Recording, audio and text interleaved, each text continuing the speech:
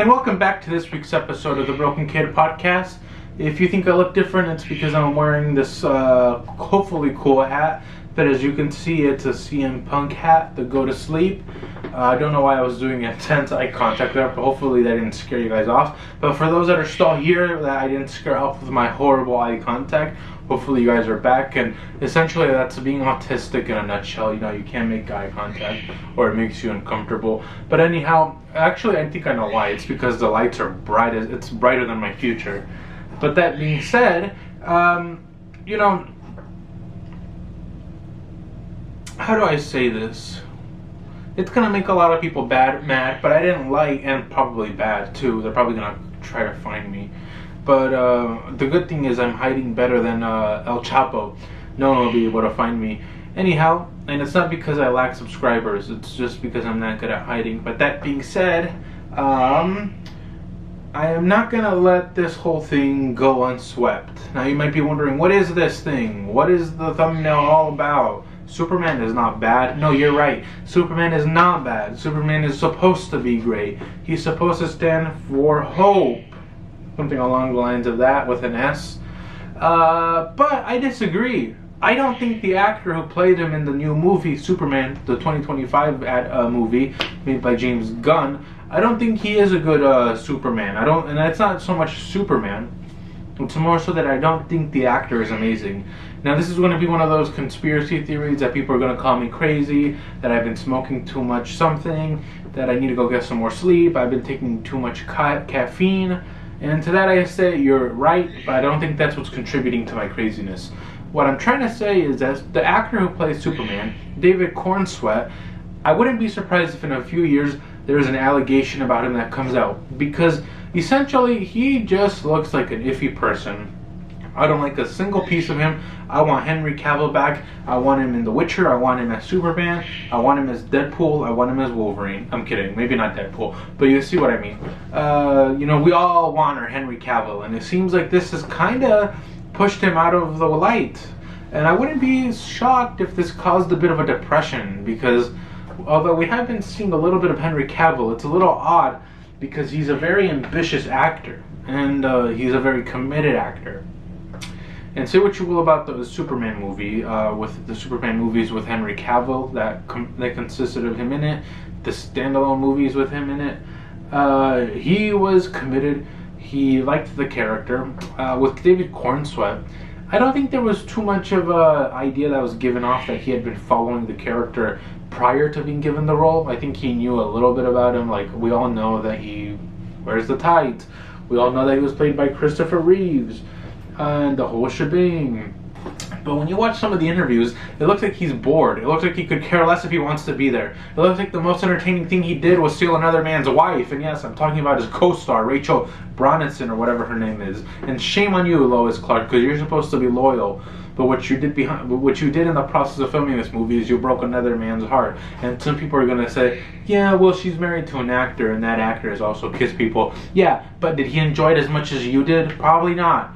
And the other thing is aside from it, the other thing that I believe is that I think he took this role to further his plot and to further his career, which is not a horrible thing, but it just doesn't feel like he was that committed to the role. And there's the behind the scenes where he's talking about what it's like to be human. That is like the acting that I did when I was in high school drama class. And that right there, Lex, is what it means to be human. And I hope that one day, for the sake of humanity, you learn that. And then that's when crypto comes in. That was the same level. You can't tell me that I wasn't just as good as David Cornswett.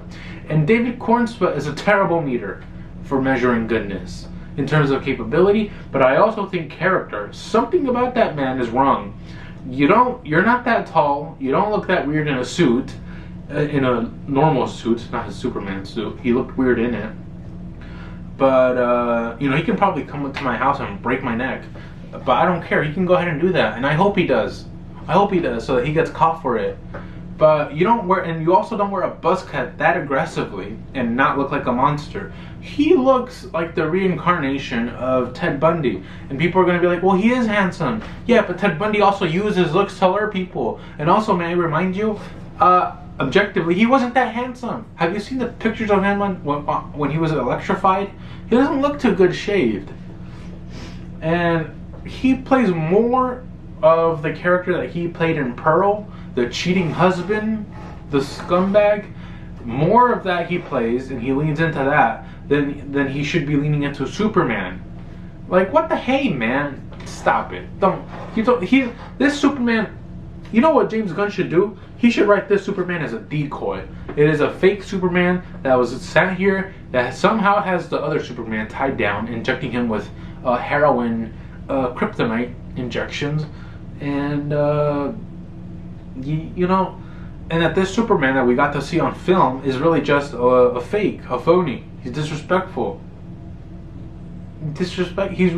I'm not surprised. Something's gonna come out about him being mean. I'm gonna call it the Ellen DeGeneres effect, where people were so convinced that this was a great person, a great actor, but then something bad happened. He's gonna argue with somebody. He's gonna like not tip a family-owned business. He's gonna accidentally run over a dog and say, well, it's not my fault. He's not crypto.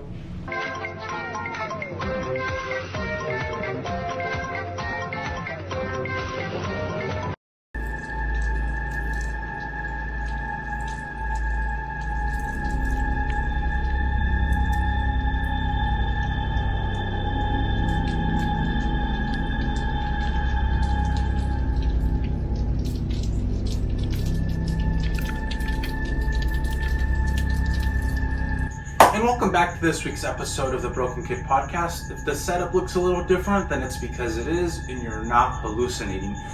But, to get straight to the point, I don't like to ask for things, but I'm in a competition, and it's for Halloween, and there's a link below. I'm going to keep it pretty short and simple.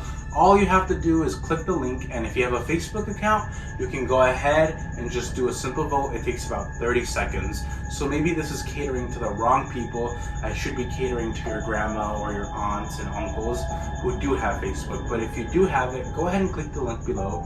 And it's pretty much just a contest, a little contest where you could, win a few prizes. But it's for the face of Halloween. And I'm a big fan of Halloween. And if you would like to do that, go ahead and feel free to check out the profile. There's a few pictures up there. I want to upload more. But if you feel like it's beckoning you to simply just do a simple thing, I would greatly appreciate it. And that's all I'm asking. And if you don't want to, that's totally fine. But we're gonna go to the normal production in a few days where I'm gonna be uploading normal videos. And I just wanted to throw that opportunity out there. And to anybody who does vote, I appreciate it. And I appreciate your support.